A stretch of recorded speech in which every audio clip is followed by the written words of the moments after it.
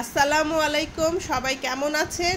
আজ আমি আলু পটল দিয়ে মুরগির মাংস রান্না করব। আমার মতো এভাবে কে কে রান্না করে খেয়েছেন আমাকে কমেন্ট করে জানাবেন। প্রথমে আমি পটলের গাগুলো আঁচড়িয়ে নিয়ে মাঝখান দিয়ে কেটে নিয়েছি, আলুর খোসাগুলো ছাড়িয়ে নিয়ে মাঝখান দিয়ে কেটে নিয়েছি। সবগুলো ধুয়ে নিয়ে ফ্রাই প্যানে সরিষার তেল দিয়েছি। তেলটা গরম হয়ে আসলে আলু পটল দিয়ে দিলাম। এখানে অল্প পরিমাণ হলুদ গুঁড়ো, লবণ দিয়ে ব্রাউন করে ভেজে নিব। ব্রাউন করে ভাজা হয়ে গেছে, তেল থেকে আমি সবগুলো উঠিয়ে নিয়েছি।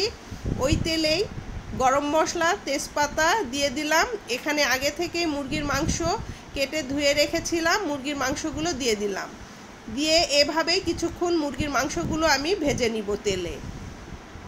পাকিস্তানি মুরগিগুলো এভাবে ভেজে রান্না করে খেয়ে দেখুন, কোনো ধরনের কোনো স্মেল পাওয়া যায় না, অনেক মজা লাগে খেতে। এখানে পেঁয়াজ, রসুন থিতা, আদা জিরা বাটা, অল্প পরিমাণ পেঁয়াজ রসুন বাটা দিয়ে দিলাম। দিয়ে আবারও ভালো মতো এগুলো মিশিয়ে নিতে হবে। পেঁয়াজগুলো একটু সফট হওয়া পর্যন্ত ভেজে নিতে হবে।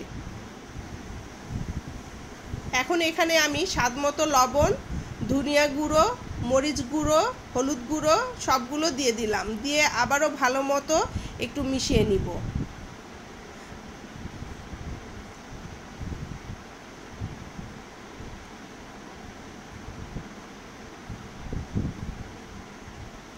ভালো মতো মেশানো হয়ে গেলে এখানে আমি অল্প পরিমাণ পানি দিয়ে দিব, যাতে পেঁয়াজ সবগুলো ভালো মতো সিদ্ধ হয়ে মুরগির সঙ্গে মিশে যায়। দিয়ে ঢাকনা দিয়ে ঢেকে দিব। এই তো এরই মাঝে সম্পূর্ণ পেঁয়াজ মশলাগুলো গলে গেছে ভালো মতো। এখন আগে থেকেই ভাজা আলু পটলগুলো দিয়ে দিব। দিয়ে এভাবেই কিছুক্ষণ আরও কষাতে হবে।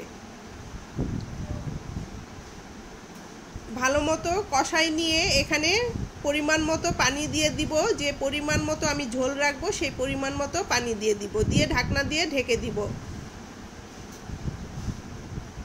এই তো ভালো মতো বলক চলে এসেছে। আমি এর বেশি আর ঝোল কমাবো না। এই অবস্থায় আমি চুলার জালটা বন্ধ করে দিয়ে এখানে আমি ভাজা জিরার গুঁড়া দিয়ে দিব। দিয়ে ভালো মতো মিশিয়ে নিব।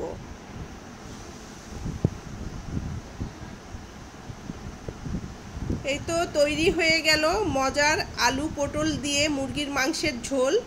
আপনাদের কাছে কেমন লেগেছে কমেন্ট করে জানাবেন। সবাই ভালো থাকুন। আল্লাহ হাফেজ।